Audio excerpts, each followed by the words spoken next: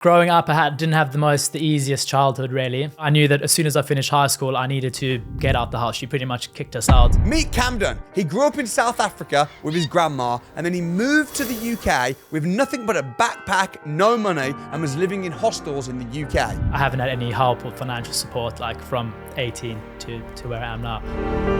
He then worked on cruise ships, and he met a lot of rich people, and he realized that they all have one thing in common. They invest in property. I worked for like some of the richest people in the world, most influential. You've seen all the people on the other side, the rich people, and it's like, man, what am I doing wrong? They don't seem to work harder than me, but they're certainly making a lot more money. So Camden set out on a mission to learn everything he could about property investment. Your first deal, I've gone over the numbers of it, and it was a bit of a disaster. And we joked about bringing you on Losers on a Tuesday.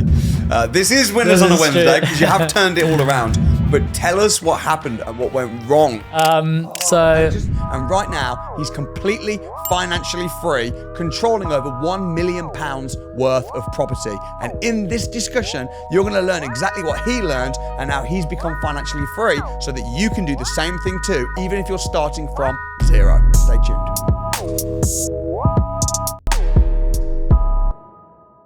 Camden, welcome to Winners on a Wednesday. Thank you very much. So you've got an interesting background because you used to work in yachts and you're known now as Sailor Estates, transitioned into property, are doing really well. I know they've had some struggles and challenges, but just give us a little bit of insight into your background and what is it that you were doing before property? Thank you. So I worked on private luxury yachts for 6 years, which was amazing. I saw a lot of the world. I worked for like some of the richest people in the world, most influential. It has been amazing. One thing that is interesting is like all of the people I worked for and the guests that chartered the yachts, they all invested in property in some form or another. Yeah. That was kind of like a second thing for me to just focus on. A lot of people, even me, when I was working on a building site, plastering, and you've seen all the people on the other side, the rich people, and it's like, man, what am I doing wrong? They don't seem to work harder than me, but they're certainly making a lot more money. That's exactly it, yeah. What were you doing then on the yachts? So yeah, I started at like the bottom as a deckhand. So you're just literally cleaning the exterior of the boat, keeping it like, immaculate. It's luxury yachts. They're like 300 million plus dollars or pounds or whatever. Nice. So yeah, like 130 meters, some of them. But yeah, I started on smaller boats, started sailing as well. Did a few like regattas, some sailing races on like an old classic yacht. And then I just slowly, did some more courses, I suppose, like qualifications. Yeah. And then worked my way up into like a lead tender driver for one of like the largest fleets in the Middle East. So I was just driving the guests around on, these small expensive boats. And then I was also boatswain on one of the boats in America. So I had like a team below me and we just looked after the exterior and like the guest experiences. Did you ever ask them? Did you ever when people you see on the TikTok videos, what do you do for a living? How did you make your money? Or is it unprofessional? We always Googled it. I knew but yeah, like the bosses we worked for, some of them were very transparent. So like we knew what they were doing. Yeah, I sometimes feel like sometimes people might Google me. Like, who's this Brummy guy who's on these expensive holidays and trips and yachts? And Google him. Russell. I saw Russell in Dubai recently. Oh, really? Yeah. No, on his Insta, sorry. Okay, okay. And you travel a lot as well. I mean, you just got back from Thailand. Thailand, of course, in Portugal for New Year's as well. Did a bit of snowboarding there. Nice. Never even knew you could snowboard there. But I was away in Thailand for 10 days. I got back, recently. Yeah. Which is amazing. So you realised you wanted to get into property because you saw all these wealthy people doing property. So what happened? Like, how did it all start and what was your first purchase? It all started, I think like obviously YouTube helped a lot. As soon as I thought about property, I just typed in UK property on YouTube. You popped up. I just started devouring that useful information. It got me really excited. This was while I was on the boats. And then I thought, let me jump on a crash course. I think it was the one in Liverpool, to be honest. Maybe. One of those quite a few years ago. And I was so hooked. It was just the energy, everything in the room was amazing. And like the ideas and the strategies really clicked in my head. Yeah. And at that stage, I went back home to my girlfriend and I just was like, babe, like we need to do this. We need to do this. And she wasn't sold on it at all. So then we were in Liverpool again, actually, when I was purchasing my first property. And I brought her and a friend along to a crash course in Manchester. And then after she saw it, she was like, okay, this is it. Like, go for it. Yeah. The crash course is definitely where it started for me. Now, your first deal, I've gone over the numbers of it. You brought it to me. I remember the first time you brought it to me. I think we were actually at one of my hotels. We were. When you gave me the full details and the breakdown. And it was a bit of a disaster. And we joked about bringing you on losers on a Tuesday. This is winners on a Wednesday because you have turned it all around. But tell us what happened and what went wrong with that first purchase that you did, because it was an absolute disaster, wasn't it? It was definitely a huge learning curve for me. So yeah, I went into it with like no prior experience, and like I didn't know how to calculate the end value, the GDV, the refurb costs. Which crash course did you go to? Did you go to the rent-to-rent crash course? No, so I think it was just like the general crash. Yeah, to be honest, I can't really remember. You just loved it and got excited. But so I've always wanted to, like, everyone knows property is a good investment. So we just went to Liverpool, like looked for like a beaten up property. Yeah. Found one. I rushed into it. I think my ego was like, I want a property before I was 25 years old or something. But yeah, I rushed into it. I didn't really know the numbers too well. I only got like one refurb quote and I just went with that. But it had Japanese knotweed. It had the refurb quote was literally, I think it was like 15 grand. It went up to 30,000. So Japanese knotweed, did you know it had Japanese knotweed? No. So it didn't even come up on the structural survey. Dude. But it is growing over the next door neighbor's fence. And my mom and I were like, oh, this is a beautiful plant. Like, this is the best feature. And just for anyone that doesn't know, what is Japanese knotweed? So yeah, it's an invasive plant, and its roots just go down into anything and they break the structure, they crack bricks. So it actually broke the brick wall, damaged like my external rendering. Ironically, it came from Japan, hence why it's called Japanese. And the English brought it in because it looks pretty. And I thought, oh, this is a nice plant. Yeah. And now we wish we hadn't, because if you've got Japanese knotweed, not just in your back garden, but even in next doors, the valuers, as you know now, will take a very dim view on that, and sometimes they'll refuse to, well, not sometimes, they will usually refuse to lend on the property at all until you get it sorted out. So did you manage to get the Japanese sorted, or? So actually, yes, we did. The next door neighbor, it's actually a council house next door, and they've got links in the council, so they had it like professionally removed by the council. Yeah. So yeah, that's all sorted now, thankfully. How much did it cost?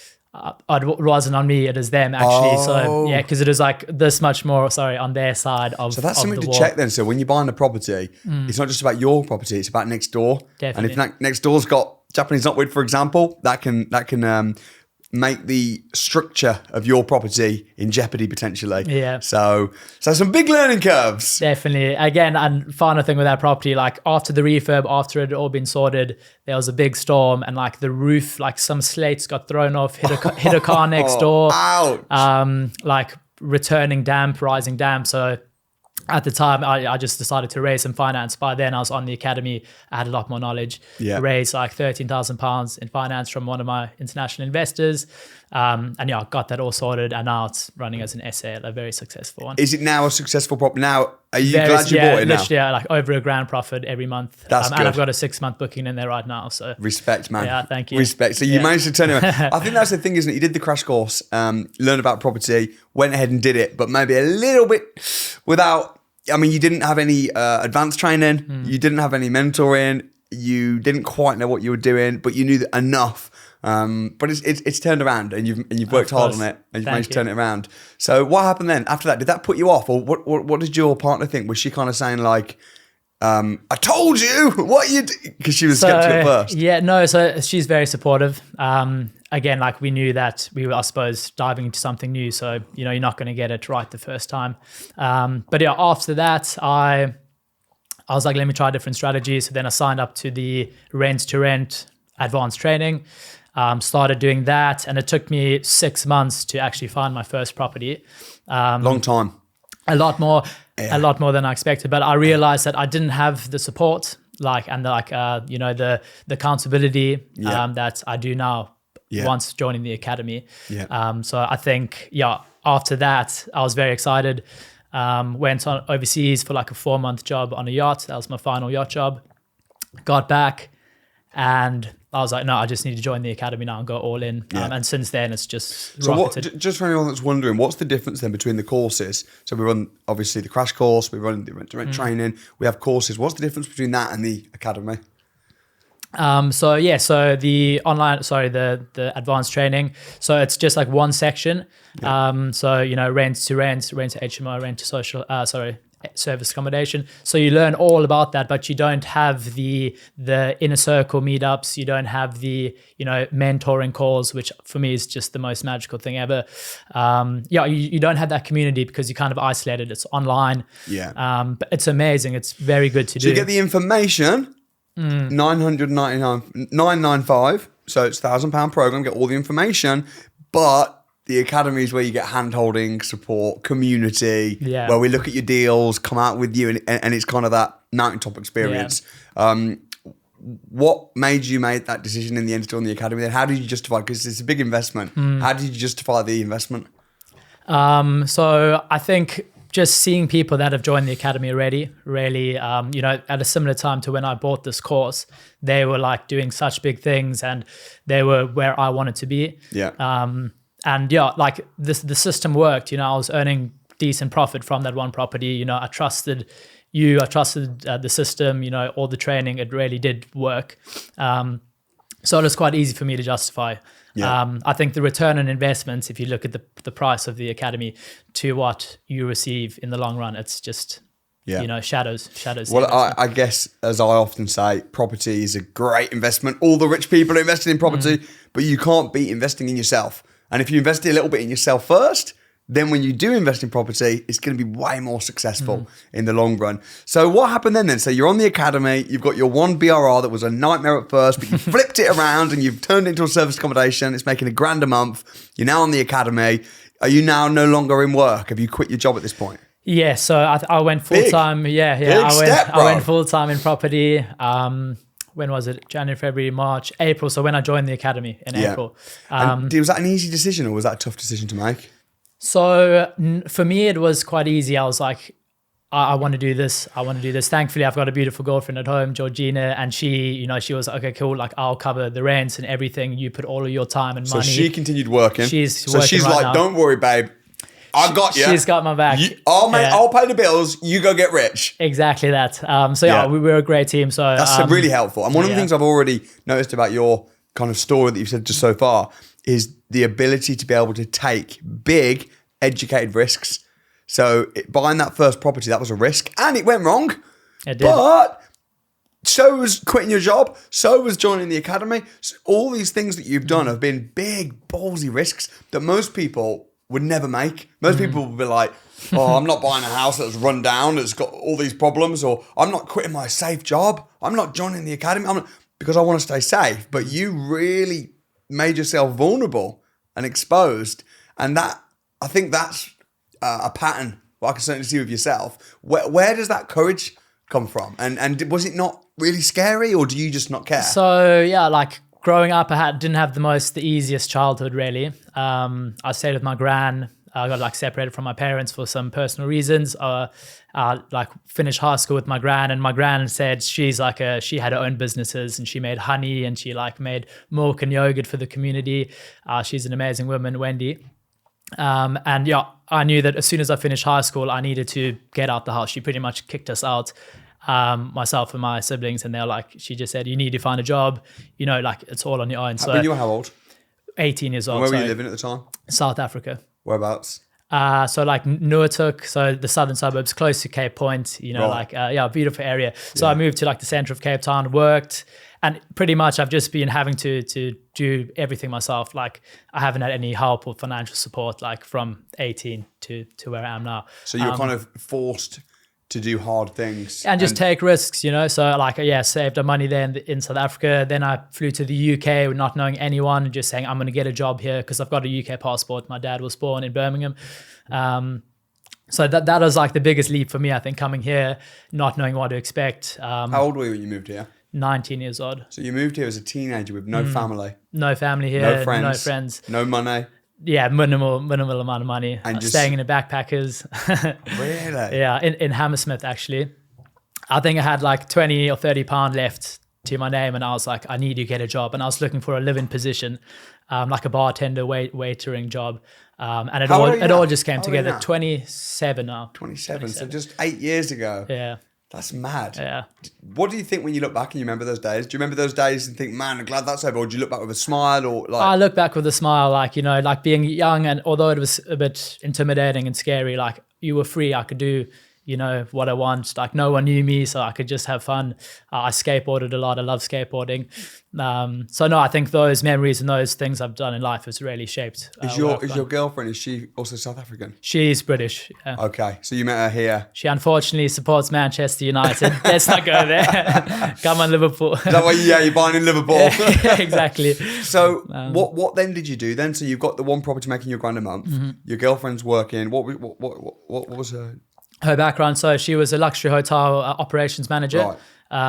And now she's just working for a parents' pub that they have Right. on like a long lease. So she's like, I got So the bills covered. management side of things, yeah. Great. And that was what, like maybe about 9 months ago now, when you kind of took the plunge and went.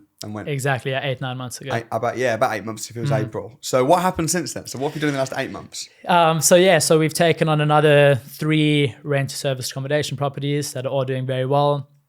I actually did a joint venture with my girlfriend's mom. We bought a house in Middlesbrough. I actually loaned a bit of money from her to join the academy. And then I put that amount of money back into this deal of hers, because she just wanted someone to hold her hand a bit, you know, because I obviously had the mentors and all of that. Yeah, that sounds like an interesting sort of setup then. So It was. So let's get this right then. So you want to join the academy. Academy's £12,000. So your girlfriend's mom loaned you the money to join the academy. On what basis? What did you say? How did you picture that? So again, they're very supportive. They're just the most amazing people, and yeah, I think she believed in me. She knows that I'm very driven, and you know, I was going to make it happen. You know, if it wasn't in the next year, you know, this year it would have been the next. Yeah.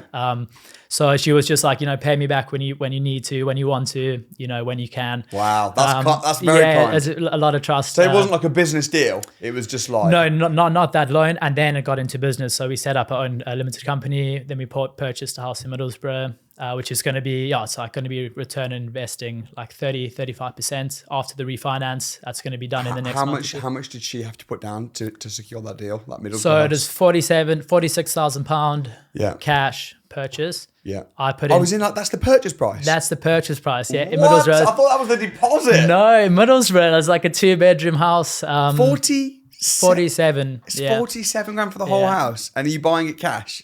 Yeah, it is bought cash. So you're buying it cash, spending how much on it? 50,000 so we're converting it into a 4-bed, 4-bathroom HMO. Is the conversion ongoing right now? We've had a few hiccups. Project managers weren't the best. But no Japanese knotweed. No Japanese knotweed. Touch wood. And yeah, it's going to be finished in the next 3 weeks, and then we're going to be refinancing it. GDV like 120. Nice. So yeah, the money left in with the rental income, it's like 30-35%. So you're buying it for 47, spending 50,000. 50. So all in all, you're about 100 grand. Did you have to pay stamp duty? We did. So we actually did. It was like 1,300. Sure. But I'm actually in the process of claiming that back. Because it was uninhabitable? Pretty much. Right. Yeah. Right. So you're going to get that back, hopefully with some interest. That would be nice. No, they normally do. Really? That's if you interesting. pay stamp duty and you're not supposed to. And you're not supposed to, when you claim it back, it's very small, but they'll pay you back with interest. Interesting. So about 100 grand all in, 120, so about 20 grand profit.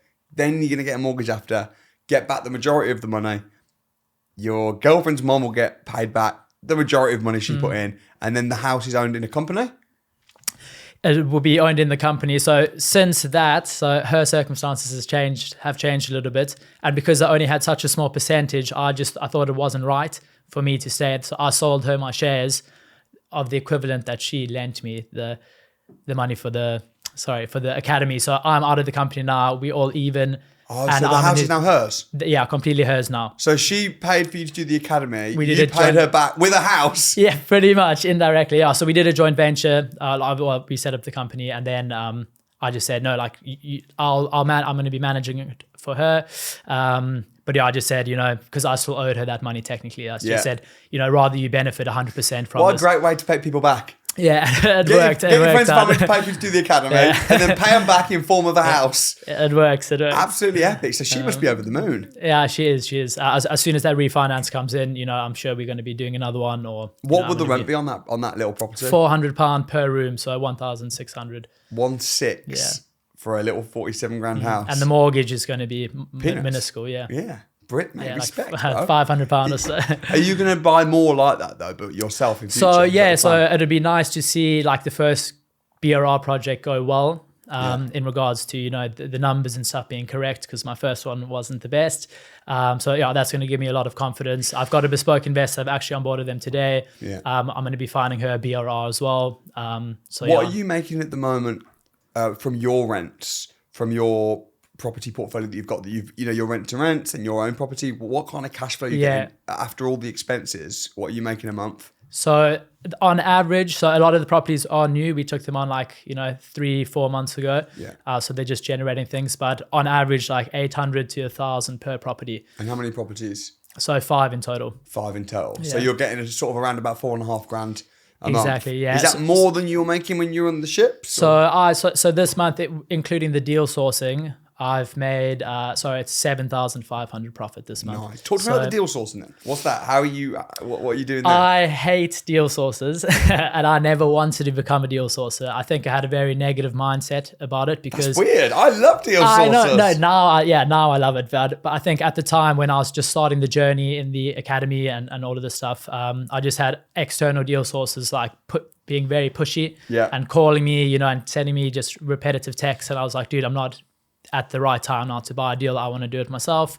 So I think I just had a negative mindset, and it took me like 3 or 4 months to actually shift that. But now I'm just all deal sourcing, to be honest. It's good when people are bad, because it means when you're good, you shine.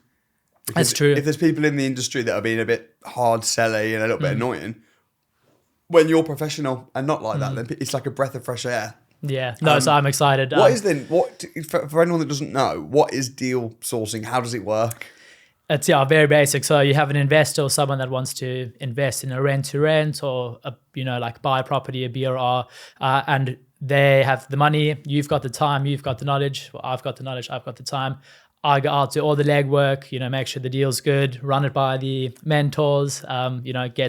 Get everything packaged, paint the vision, paint the picture of the end results and the plan in their head, and they just pay a once-off fee. It ranges from 3,000 is like the base really, and it goes up to 2% of the purchase price. So you're selling a couple of deals a month, getting a bit of money coming in from that. Exactly. Then you've got your rents and rents. Now you're building your portfolio. You've paid back your girlfriend's mom via a house. How's life changed then? How are you? Where are you at now compared to say a year or so ago? I think I'm a lot more stable right now. Like in the last 3-4 months, it's really taken on so many new property rent-to-rents in a short space of time. There is a lot of risk. There's a lot of outgoings and stuff, but you just got to trust the process. I've got the medium long-term strategy, so I've just got quite a lot of long-term guests currently. So I think right now, I think my vision of where I wanted to be in life, I suppose, is just quadrupled in size. This is only the beginning. I feel like I'm only at 10%, and I've got another 90 to go. So I'm very excited. Life's good. My girlfriend's still working. The next step, I've raised a bit of finance as well, £30,000 in investors finance to take on a few of my deals, like rent-to-rent and obviously the BRR. So I'll be paying those investors back with a nice fixed interest. And then after that, then my girlfriend will be working full-time as well. And then I think together... Working full-time with me, business. Yeah. And then together, we're gonna blow up for sure. That's exciting. And it's been great getting to know you as well, because we hang out quite a bit. Talk a little bit about the Sunday socials and some of the stuff that we get up to on the academy. Sunday socials is beautiful. You obviously open up the church that you go to, so it's very welcoming. I'm a Christian, but there's all sorts of people there. It's just amazing to see you and the family in church, and just being so loving and kind. And then afterwards, after the worship, we go and we get our ribs broken by you. Tell me the story then, bro. Tell us the story. So I'm a big fan of boxing. You're very good, actually. Thank you. You're very, very powerful. I should train, but I did it played around back in the day. Yeah, but you can tell you've had some experience. Thank you. Because we've obviously sparred quite a bit, and you hit hard and you move good. You're very fat. You got a fight coming up on Sunday. Yes, hopefully. Yeah, I'm looking forward to that. I've signed up. I'm going to be training for the next 5 days to not be so unprepared. But yeah, so we're at the boxing. We're like having a little warm up, like slight pad work session, you and I. And yeah, we did like a few, I suppose, maneuvers. And yeah, you hit me on the ribs. We're doing 1-for-1 sparring. Yeah, I think it was 2-for-2 or something. Like boom. And you jabbed and then you just hooked me here and I just dropped to the floor. Like I thought you just winded me like with the kidney shot.